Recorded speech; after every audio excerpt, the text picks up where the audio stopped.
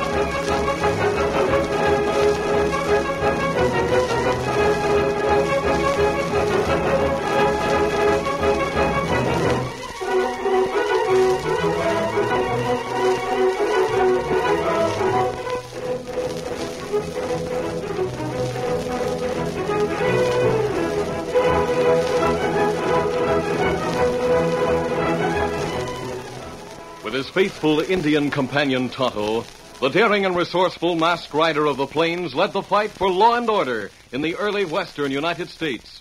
Nowhere in the pages of history can one find a greater champion of justice. Return with us now to those thrilling days of yesteryear. From out of the past come the thundering hoofbeats of the great horse Silver. The Lone Ranger rides again. Come on, Silver. Let's go, big fellow. Hi-Yo Silver! Hi!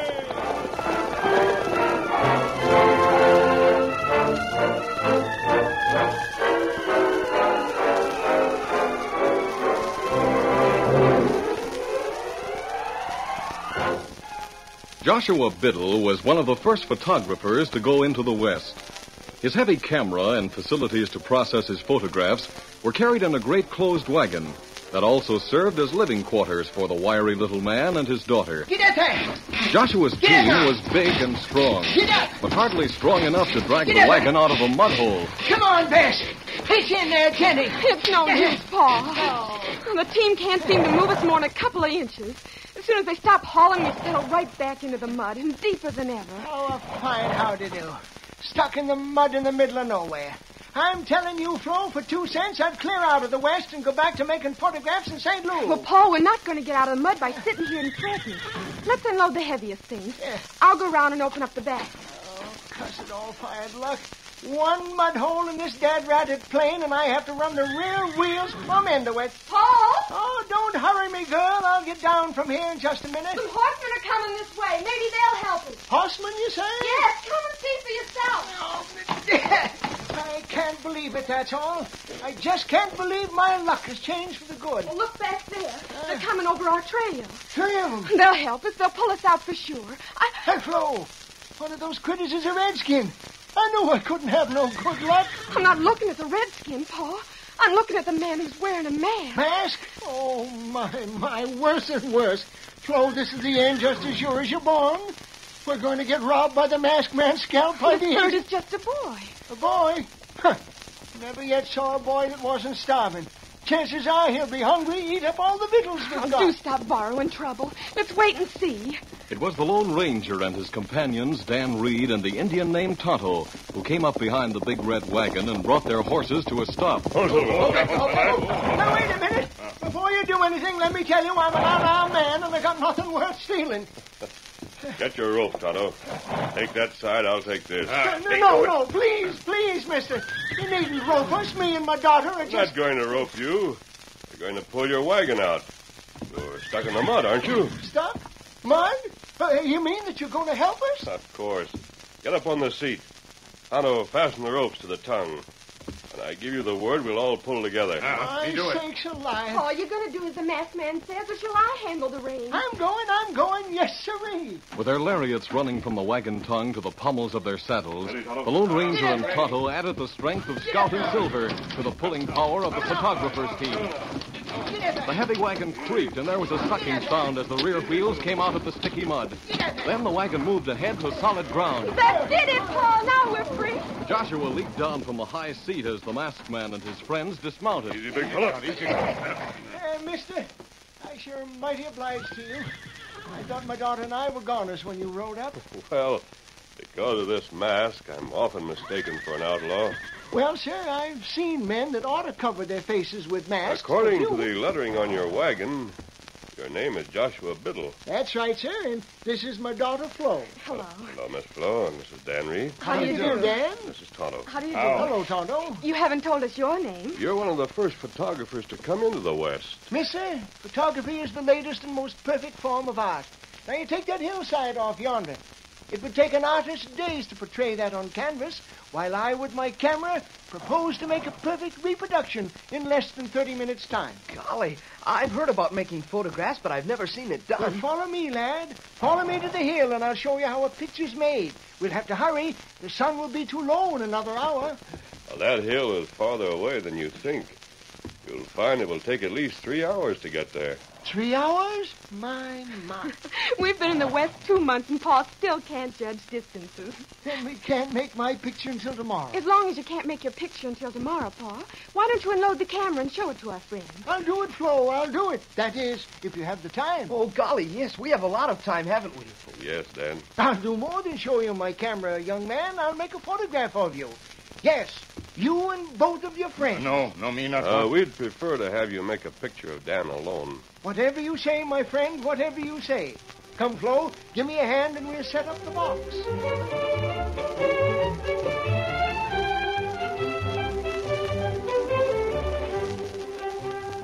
Neither the Lone Ranger nor Joshua Biddle suspected that the distant hillside was an important part of the lawless plans of the Walker brothers, Matt and Henry. The two sat in one corner of a cafe in the town of Greenville, which nestled in a valley east of the San Pablo Hills. I don't know what you're grumbling about, Henry. It's the easiest trick we've ever turned. Matt, there's a catch in it. Grosso wouldn't pay us $50 each to move a row of stakes and rocks. Why, that's $100 it's costing him for 1 day's work. I'm not complaining about it. I like to see the joker in this deck. What's Grosso up to, anyhow?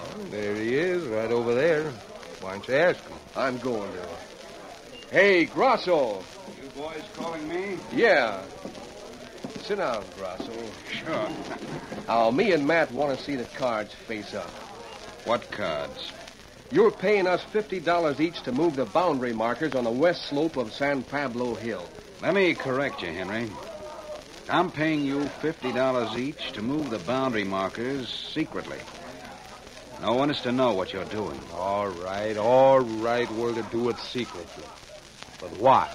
Matt, I could hire men to do that job much cheaper. Yeah, sure. That's why we're curious. I'm actually paying $10 for the labor involved in moving the boundary markers. $90 is to do what you're told and not ask questions. Now, that boundary runs straight down from the top of the hill, separating my property from the Gibson holdings. You want us to move the stakes and the rocks 100 feet south. That's right. No one ever goes to that side of the hill. No one will notice that the markers have been moved. Oh, what about Gibson? Who is Gibson? Gosh, Grosso, I don't know. No one around here has ever seen him. That land was homesteaded and proved up by someone named Gibson a long time ago. The deed is still in Gibson's name. But none of the family lives around here now, so there's no one to care where the boundary line runs. Now, you get over to that western slope tomorrow and move the boundary line. That's all you've got to do. And be sure no one sees you. Oh, Right. we'll be careful.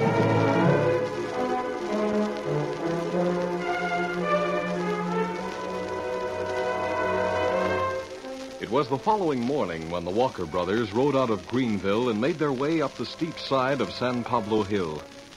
Boundary markers made an irregular line running north and south along the crest of the ridge to mark the eastern side of the property owned by Grosso and the people named Gibson. Here we are, Henry. Ho. This is the dividing line. Gibson and Grosso between them own that whole western side of the hill? Yep. They own from the top of the ridge here west as far as you can see. That line of markers going downhill divides the two, huh? That's right. Grosso owns the north section, Gibson the south. Those stakes and rocks going downhill are what we got to move. It won't take more than half an eye for anyone to see that the boundary's been moved to give Grosso an extra 100 feet. Well, maybe that'll be the case for a few weeks, but after a few rains, no one will know the difference. For the life of me, Matt, I can't see why Grosso wants those extra 100 feet. Well, Henry, I happen to know why. And knowing it means that we're going to collect a whale of a lot more than $100. Yeah? What do you know? You heard anything about the new railroad? Nope. Well, Greenville's to be right on the tracks that are coming through here. You don't say. And what's more, there's going to be a tunnel through this here hill. A tunnel, huh? Yeah. But before the railroad men can build a tunnel, they got to own the property, which means they got to buy it from the present owners. Oh, yeah, I begin to savvy. Now, Grosso's got word as to where that tunnel's going to be. Matt, you remember what Grosso told us about not being seen? Yeah. Look down below, just beyond the foot of the hill. Where? See around that big boulder? There's a big red wagon. Looks like it belongs to a rainmaker or something. Yeah. And a couple of people standing by it. Come on. We make 'em shove on. Get up. Get up.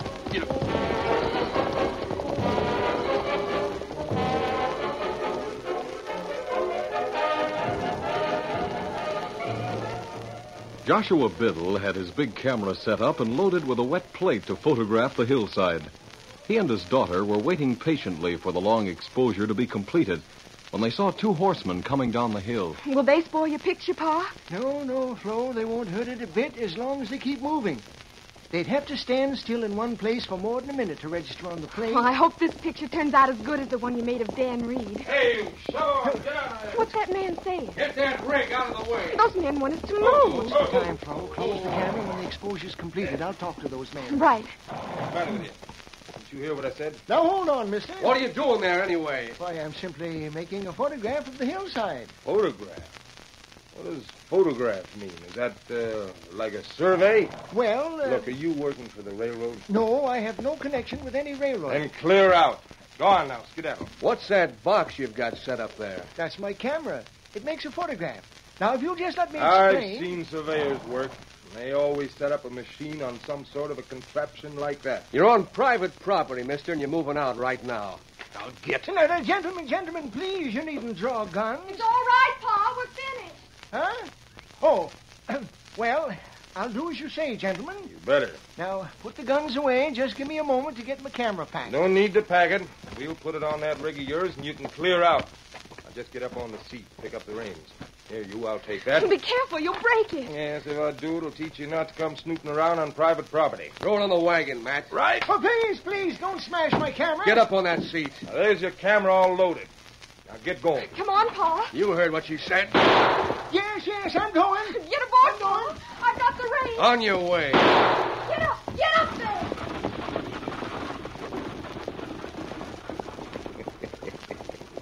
That'll take care of him. Making a photograph, he said. It's a mighty fancy word for a surveyor engineer. Well, come on, Henry. Now that he's gone, let's get that boundary moved. Then get back to town and collect from Grosso.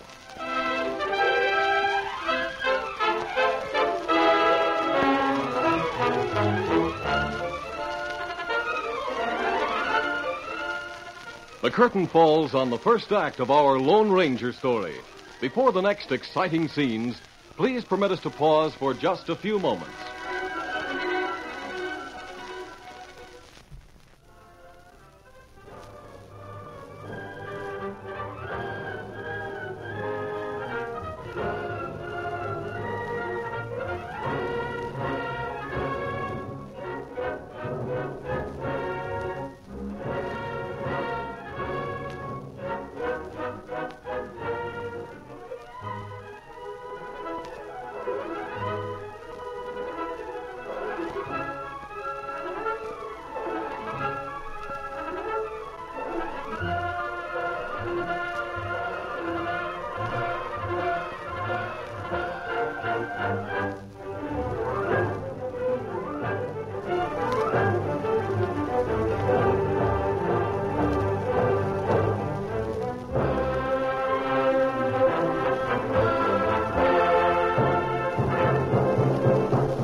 Now, to continue our story.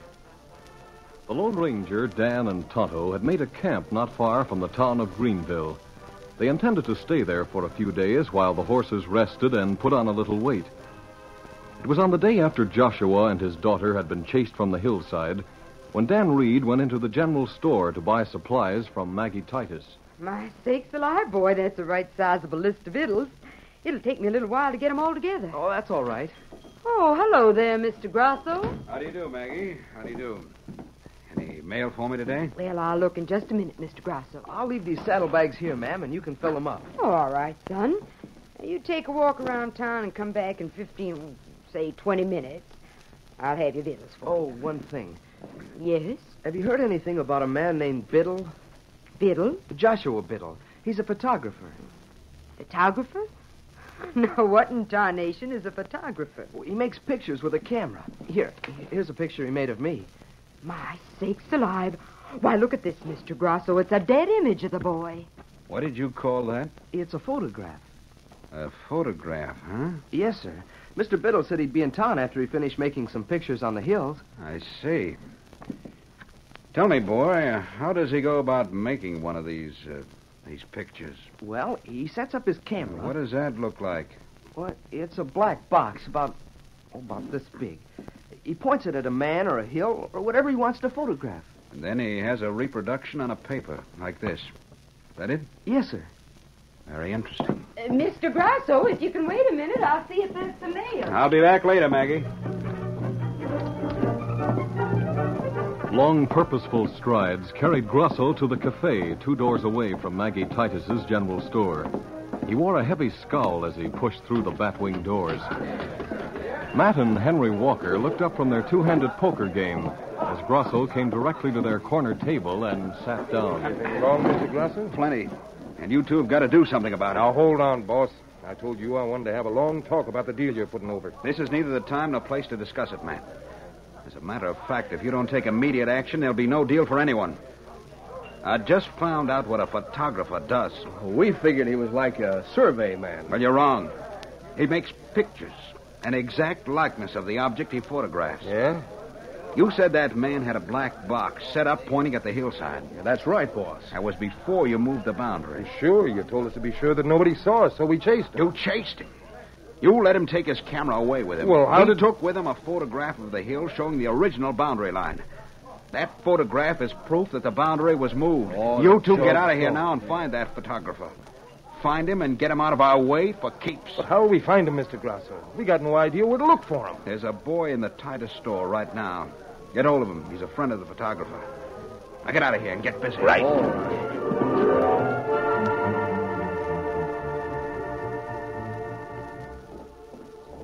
There's all your victuals, son, and there's the saddlebags. Jammed right up full. Thanks, Mrs. Titus. Now, the cornmeal is in the right-hand bag. Careful you don't bump it too hard or you'll bust the sack. Yeah, I'll be careful. Come again. Thanks.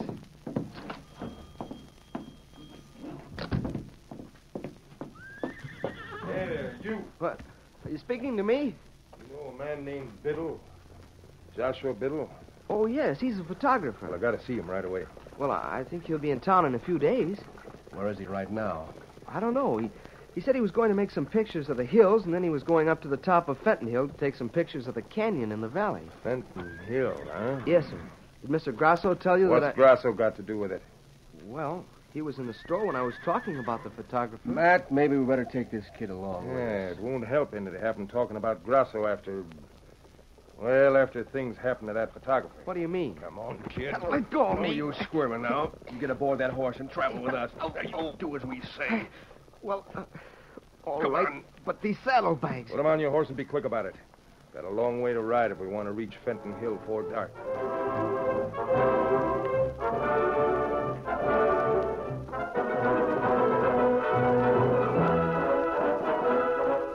It was an hour later when Tonto, who had gone into town to meet Dan Reed, returned to the camp at breakneck speed. The Lone Ranger leaped to his feet to meet the Indian. Oscar, old fella. Oh, easy, Scout. What is it, Tonto? What's the matter? There's plenty trouble, Kimosabe. You saddle Silver, we talk. All right, here, Silver. Where's Dan? Well, me not see him in town. Me go to general store. Woman there say Dan right way with 2 men. 2 men? Ah. Steady there, Silver. Steady, boy. And me look near hitch rail. See where Dan stand beside Victor. Him scratch ground with boot. Make danger sign. Can you follow the trail from there? Well, me see corn meals spilled on ground. Maybe Dan mark trail. Let's hope so. Come on, Tonto. We get back to that hitch rail and start from there. Steady, big fella. Easy, Scout, easy. One, two, Get him up, Scout.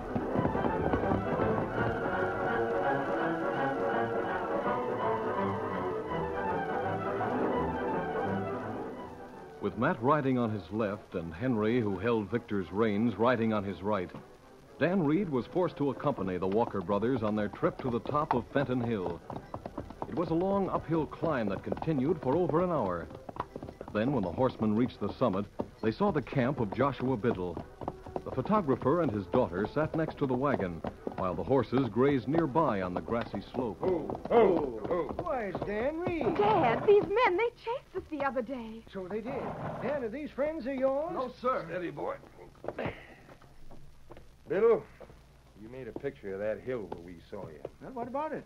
We want that picture. Matt, there's some pictures pinned up to the side of the wagon. Oh, I just finished those. They're still wet. Yeah, here's the one we want. Leave that alone. Keep an eye on him, Henry. Put that gun down. What's the idea of coming? The boss knew what he was talking about, all right. This here picture shows that boundary line as plain as day before we moved it. Well, I'll fix this. Don't tear that up. Dan, what are these men up to? Golly, Mr. Biddle, I heard them talking about it. That picture of yours will prove that a boundary line was moved in connection with a land swindle. Yeah, that takes care of the picture. Now, Henry, we got to take care of these 3. What do you mean? Sorry, miss, but we're going to give you your last ride in the wagon. A last ride? I'll keep them covered, Henry, while you get them tied hand and foot.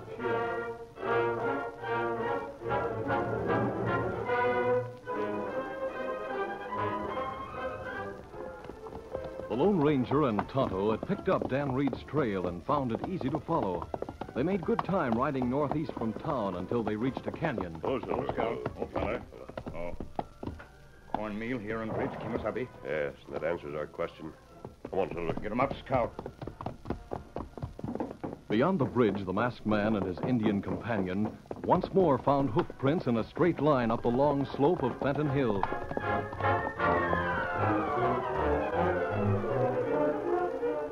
Meanwhile, near the hilltop, Dan Reed, Joshua Biddle, and the photographer's daughter were inside the heavy wagon, tied both hand and foot. This is wanton murder, cold-blooded murder, that's what it is. Sorry, Biddle, but this is the way it's got to be. We're playing this game for big stakes, and we can't take any chances. You'll never get away with We'll this. see about that.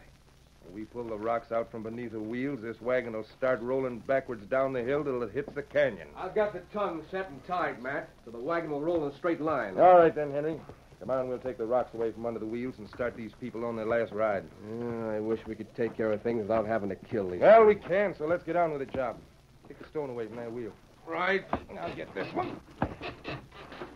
There she goes. Now watch her gain speed. By the time it hits the bottom of that canyon, we'll be traveling like wildfire. The massive lumbering wagon started slowly on the uneven ground. Because of the fact that the tongue had been lashed in line, the photographer's wagon rolled straight toward the canyon and toward the Lone Ranger and Tonto, who were coming up the hill. Oh, Silver. Oh. Wagon come down backwards. Must have broken away from the horses, Tonto. Back a wagon open. Tonto, there's Dan. You see him. That wagon must be stopped. Come on, Get him Silver. up, Scout. The Lone Ranger urged the mighty Silver to top speed, racing up the hill to meet the oncoming wagon with its helpless, white-faced occupants. Come on, Silver. The masked man knew his only hope lay in reaching the wagon before it gained too great a speed. When he was nearly abreast, he reined up sharply. Oh, Silver. Come on, boy. This way, over. Then he turned and guided Silver alongside the rolling wagon. Come on, Silver. The great horse seemed to know what was expected. He held his position, increasing his speed as the wagon gained momentum. The Lone Ranger leaned to the side and gripped the handle on the driver's seat. He kicked his stirrups free, then left the saddle. For a moment, he dangled just above the rumbling, grinding wheels. Then he pulled himself aboard the wagon seat and reached for the brake.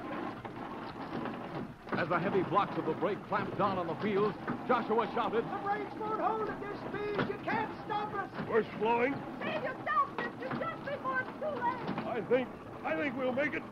Soon the brakes began to take effect. The wagon moved slower and slower, and when it came to a halt, Tonto was alongside holding Silver.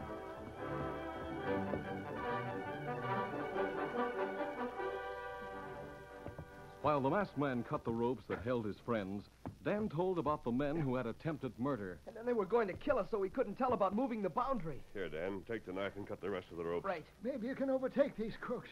They were at the top of the hill. We'll get after them. Come on, Toto. Come with me. Easy, big fella. Easy, fella. Come on, pull it. Come on. When Matt and Henry saw that their plan had failed, they took flight, but they hadn't reckoned on the mighty speed of Silver. Charging over the crest of the hill, the Lone Ranger was followed by Tonto. Come on, pull it. The outlaw brothers fired over their shoulders, but the shots went wild. The masked man came on relentlessly, cutting down the distance with each great stride of his white stallion. Come on, Silver. Silver closed the gap. The masked man came alongside, holding a gun in readiness. Rein up. Rein up or I'll fire. Oh, Silver, come on. Oh. Shoot, Mr. Weaver. All right. Get off those horses. Hit the ground and fast. These fellows will start wagon. Yes, Toto. Get them ropes, and Joshua can take them into town as his prisoners.